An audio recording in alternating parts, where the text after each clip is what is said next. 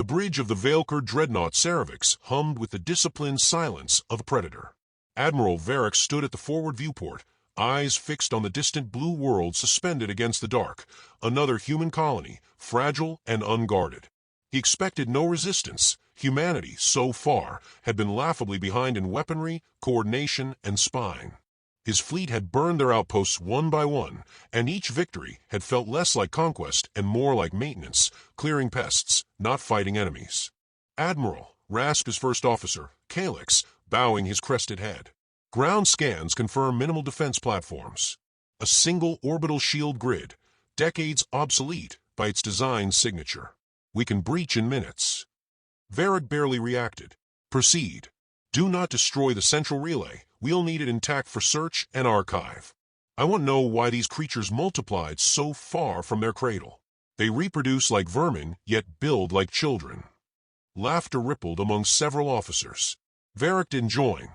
He was not amused, merely bored. The campaign should have ended months ago, but the High Council insisted they make an example of the humans. Instead of crushing their homeworld first, he had been tasked with dismantling the outer colonies as theater. Humans were supposed to watch their worlds fall one by one until despair hollowed them out. Varric didn't understand why it mattered. Fear was unnecessary when annihilation was simpler. The comms officer turned. "Admiral, the colony is hailing us. Civilian channel." Varric nodded once. A young human voice crackled through the speakers, strained and trembling. "This is Governor Elias Ward of Series 9. We mean no resistance. Please. There are families here. If you require surrender, we—" "Pathetic," Calyx muttered. Varric silenced the human with a gesture to cut the feed. He stared at the planet, its oceans bright, its cities small but stubborn. These creatures begged, but never offered anything of value. No strategic brilliance. No worthy fight. It was almost insulting that the Dominion called them an emerging threat. "Begin atmospheric breach," Varric ordered. The Veilker warships descended into attack formation with mechanical precision. Ion lances charged. Plasma bombardment arrays glowed along the dreadnought's hull. Everything unfolded as it always did, predictable routine. Yet Varric felt a small irritation at the back of his mind. Not fear, not doubt, just anticipation with nowhere to land. War without challenge was cruelty without satisfaction. "Admiral," Calyx said, "shall we transmit standard ultimatum?" "No. Save your breath. Begin the strike." Before Calyx could respond, the bridge lights flickered. A ripple of static crawled across every console.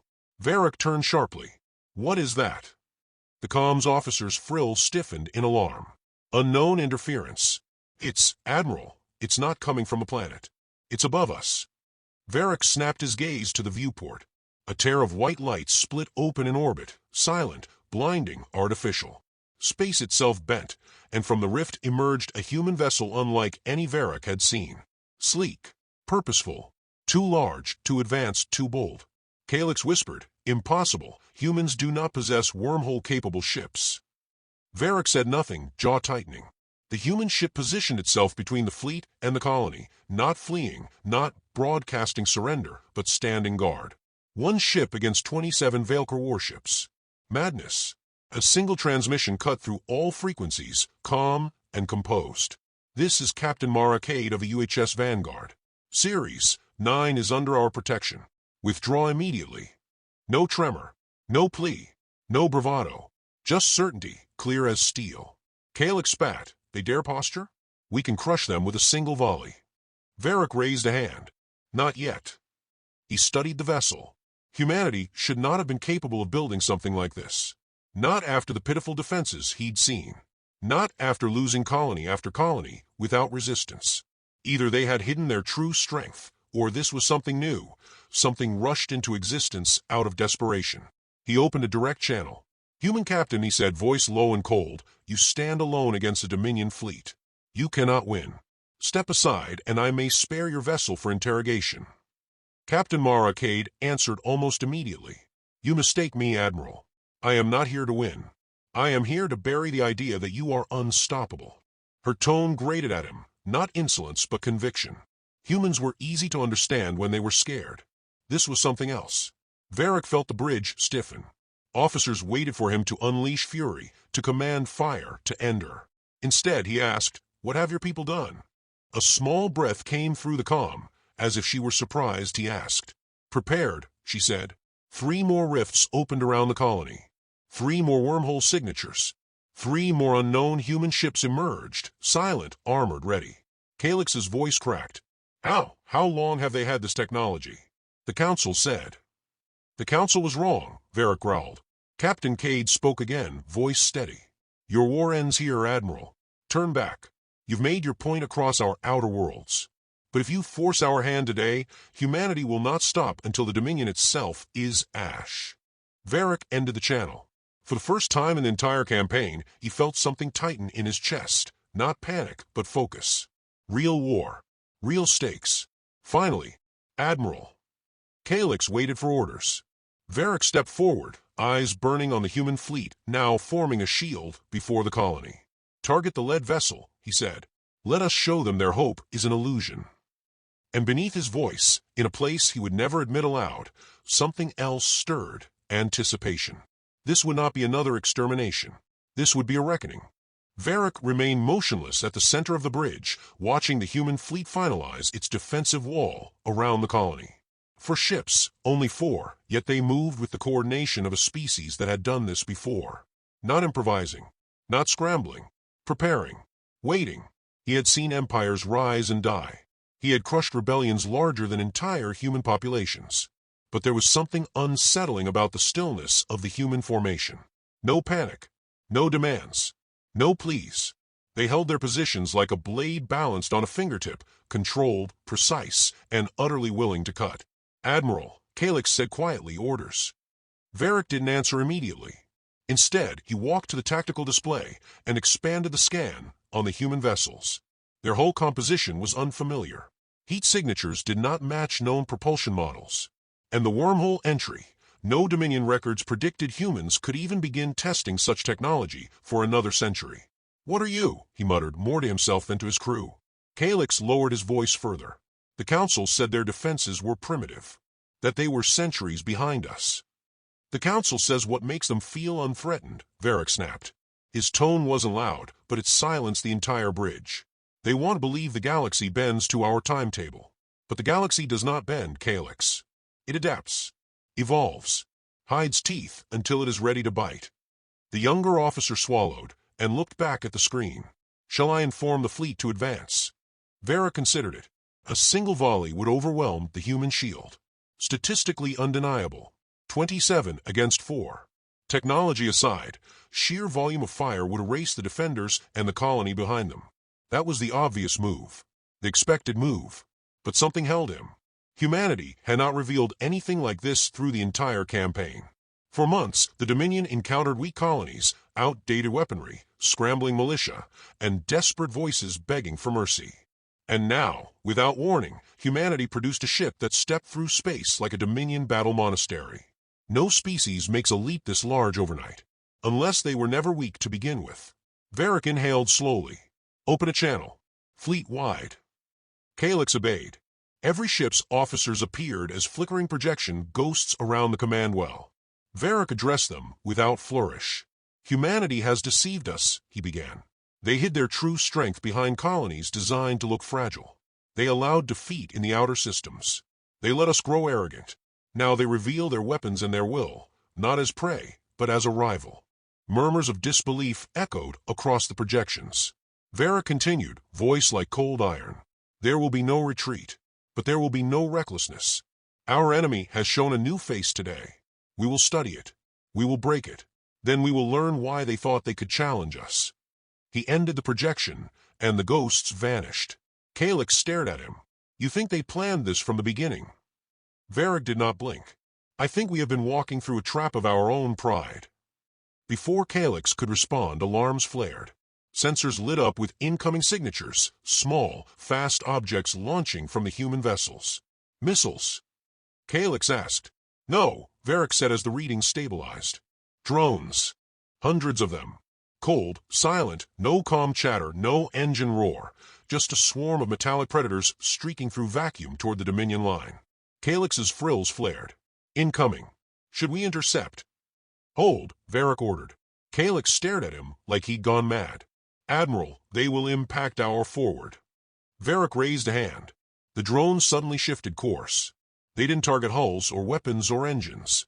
They flew between ships, weaving through the formation without firing a shot, then positioned themselves in a perfect line, blocking the Dominion's advance like a moving wall of silver eyes. A message, Varric realized. Not an attack. A warning. Calyx's voice was trembling now. "They are taunting us." "No," Varric said softly. "They are demonstrating control." Captain Mara Cade's voice returned over the comm, calm as ever. "Admiral Varric. Last offer. Leave this system. If you advance, every life you lose will be by your own order." Calyx slammed his fist against the console. "Arrogant human filth." Varric cut him off. "Quiet." He stared at the unmanned wall of human machines. Not reckless. Not desperate. Cold. Calculated. Humanity was not improvising at all. Humanity was executing. The Dominion thought humans were fighting for survival. Varric began to see the truth. They were fighting for position. He spoke into the comm, voice low and dangerous. "Captain Cade, you will regret showing us your teeth." Her reply was softer. "Only if you force us to sink them in your throat." The channel cut. Calyx waited for orders, breath sharp and anxious. The bridge was silent, every officer bracing for the command that would begin a slaughter. But Varric did not speak. He watched the distant planet, and for the first time in his long military life, he wondered if he had misjudged not just a species, but a turning point in history. At last, he gave his order. "Prepare the fleet," he said. "We move forward. Slowly. Test their resolve. I want to know how far humanity is willing to go." The Dominion engines roared to life. War would not be swift. It would be evolution. The council chamber aboard the Valari dreadnought Solcara was silent except for the low thrum of the engines. Kaler stood at the center, shoulders tight, eyes fixed on the fracture hologram of human-controlled space. The latest report blinked red across the stellar map. Valari fleets destroyed, not repelled, destroyed. No debris large enough to salvage. No escape pods. No distress calls. Just absence. The high strategist paced behind him, seething. "They were outnumbered 9-1, he hissed. "Explain how insects with scrap metal fleets erased an entire armada." Kaler didn't answer immediately. He replayed the combat telemetry again, Valari cruisers rushing toward what appeared to be an undefended human outpost, only to find it abandoned, then surrounded, then carved apart by strikes that came from impossible vectors. No wormhole signatures. No detectable jump lanes. Just surgical flashes of light and silence. "It wasn't improvisation," Kaler finally said. "It was a test. And we walked into it." The strategist slammed a fist against the console. "Tests don't annihilate battle-hardened fleets." Kaler slowly turned to face him. "Unless the testers already know the result." His words unsettled the room. The Valari prided themselves on dominance, on certainty, on never fearing what lay in the dark. Yet now, fear crawled through the chamber like cold smoke. A junior comms officer rushed in, breath quick, skin pale. "Commander, we are receiving a transmission. Human origin. They're requesting direct diplomatic channel, priority, level 0. 0. The strategist scoffed. "Primitive cultures don't get priority channels." Kaler stepped forward. "Patch it through." The room dimmed, and a single figure appeared, human, uniform, composed. A woman with dark eyes and a calm posture, no bravado, no visible tension. She did not bow. She did not posture. She simply looked at them, as if she stood in her own war room. "This is Fleet Admiral Amina Sol of the United Terran Defense Accord." Her voice was steady, professional, unshaken. "Valari Command, you have violated Article 1 of the Orion Accords and initiated hostile campaigns on 9 civilian sectors. Withdraw your fleets immediately. This is your only warning." Kaler felt the insult ripple across the Valari officers. "Only warning. From humans?" The strategist barked with laughter. "Admiral, you are in no position to dictate terms. Your colonies burn. Your people." "Correction," Admiral Sol replied, still composed, still level. "The colonies you attacked were decoys. Unpopulated, automated, and intentionally exposed to lure your forces into controlled kill zones. You have yet to face our real defense network." The strategist's face drained of color. Kaler stared at her, heartbeat steady but cold. Why reveal this now? Because, Sol answered, our objective was never to win battles. It was to study your doctrine, your attack patterns, your chain of command. And now we have what we need. Her eyes sharpened, not cruel, not angry, simply resolved. Withdraw, or we end this war before your home systems ever see you again. The transmission cut. No threat display. No raised voice. No triumphant music behind her. Just confidence. The strategist was shaken, though he tried not to show it. Bluff. Psychological warfare. They want us to doubt. Kaler didn't respond. He was replaying her words, her tone. There had been no tremor, no desperation. Only inevitability. He opened a private database and pulled up a forbidden archive, ancient human history. Endless wars, endless reinventions, endless escalation. Humans did not conquer because they were strongest. They survived because they refused extinction no matter the cost. Empires, nations, coalitions, burned, rebuilt, burned again. And every time, they rose sharper, colder, more efficient. Kaler whispered under his breath, we have awakened an apex predator. When he turned, the strategist was inches from his face. Prepare our retaliation. We strike Earth directly. If they want a posture, we will break the spine of their species. No, Kaler said firmly. The strategist froze. No. If we attack blindly, we play into their hands again. Their silence between strikes wasn't hesitation, it was orchestration. They wanted us to overcommit. The strategist leaned in, voice low and venomous. You are afraid of them. Yes, Kaler said, because I finally understand them. The chamber fell into stunned quiet. Before another word could be spoken, alarms erupted throughout the dreadnought. Lights shifted to crimson. Officers scrambled to terminals. A sensor tech shouted, multiple energy signatures surrounding us. The strategist barked, Valari ships? No, sir, the tech choked. Human. Kaler rushed to the viewport. Outside, space rippled, not with wormholes, not with jump gates, but with perfectly silent apertures. Sleek Terran vessels slid out of nothingness, forming a sphere around the dreadnought. No weapons fired. No demands broadcast. Just presence. A second transmission arrived, short, controlled, familiar. Final warning. Kaler's breath caught. Humanity wasn't reacting. They were timing this. Perfectly. Precisely. The strategist trembled in rage. Fire on them. Do you hear me? Fire. Kaler grabbed his wrist. If we fire, we die.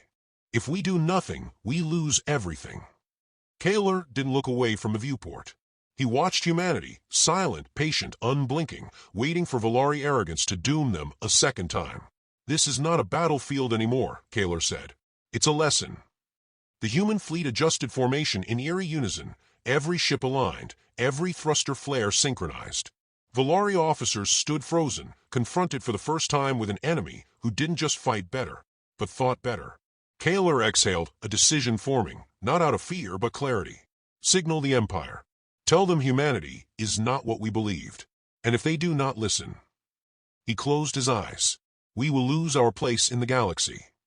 The strategist stared at him, speechless, furious, but with no argument left to stand on. Outside, humanity waited. Silent. Ready. And Kaler knew the next move would decide the fate of two species. The human fleet did not fire at once. They simply tightened formation around the Valari armada, as though they were closing a pair of steady hands around a violent animal determined to gnaw off its own limbs. Kaler stood at the command platform, watching his officers tremble, watching the strategist snarl, watching the inevitable draw closer with every silent terror movement. We cannot sit here and wait to be humiliated, the strategist roared. Give the order to engage. Kaler looked into the man's eyes and saw what had doomed their empire, ego dressed as honor. You still don't see it, Kaler whispered. We are outmatched. Not just in weapons. In thought. The strategist lunged for the command relay, but Kaler stepped into his path. Stand down, he ordered. I will not let us surrender to insects. Kaler's voice hardened. They're not insects. They are what we pretended to be. Before the argument could ignite further, the human fleet opened fire. But was not chaos. It was choreography. Valari ships vanished one by one, systems neutralized with precision strikes that crippled engines, melted weapons, and silenced communications, yet spared life support. It was domination without slaughter. A message as much as a victory. The dreadnought shuddered as its power grid collapsed. Lights dimmed. Consoles died. The crew looked at Kaler with the hollow eyes of a people watching their future shrink to a pinprick. An incoming transmission blinked to life. Admiral Amina's soul appeared again, calm as ever, her face unmarred by triumph or hatred. "Commander Kaler, your empire has fought with conviction. But this war ends now. We offer you terms." The strategist spat at the floor and stormed out, guards trailing after him. Kaler stepped forward alone. "Speak them." "You will order all Valari forces to stand down," Sol said. "Earth will not pursue genocide. We will not claim your worlds. But your empire will disarm and submit to oversight. Reconstruction will follow, not annihilation." Kaler absorbed the words. They were not merciful by accident. They were merciful by confidence. "And if I refuse? Then we will dismantle your empire piece by piece until there is nothing left to refuse," Sol answered. Not cruel, not emotional, just fact. Kaler closed his eyes, and for the first time he allowed himself to feel the sorrow pressing inside his chest. He thought of the years he had believed in Valari destiny. He thought of the officers who trusted him. He thought of ancient human footage flickering on his screen, centuries of conflict, failure, rebirth. Humanity didn't rise because they were chosen. They rose because they learned. When he opened his eyes again, he understood something bitter and undeniable. The Valari had conquered star systems, but never themselves. He bowed his head. "I will sign the terms." The transmission ended. No cheers followed. No celebration echoed through the dreadnought. The human fleet simply broke formation and moved outward, securing positions, clearing debris, escorting damaged Valari vessels to safety. Efficient, disciplined, purposeful. Hours later, Kaler stood in the observation chamber, looking down at the Valari capital world as the first human envoy ships descended through the atmosphere. It was over, not with fire, but with consequence. The strategist was escorted before him in restraints, fury blazing in his eyes.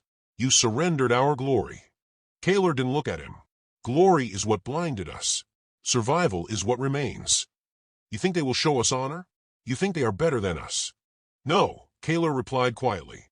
"I think they are us, just further down the path. And I will not doom our people because I refuse to learn." The strategist was taken away, screaming empty vows of vengeance that now sounded small.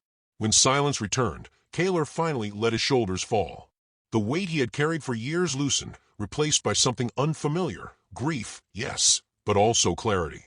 His empire would live, though humbled. And maybe humility was the only thing that could save it. Another transmission arrived, this one secure and private. Admiral Sol again. "Commander, the transition will not be easy. There will be anger, resistance. But if you choose to lead, your people will follow you into peace as they followed you into war." Kaler studied her face. He had feared humans. He had hated them. But now he respected them. "Why spare us?" he asked. "Because we know what it's like to lose everything," Sol replied. "And because victory means nothing if we become the monsters we defeated." The message closed. Kaler turned back to the viewport, watching dawn break over Valari Prime.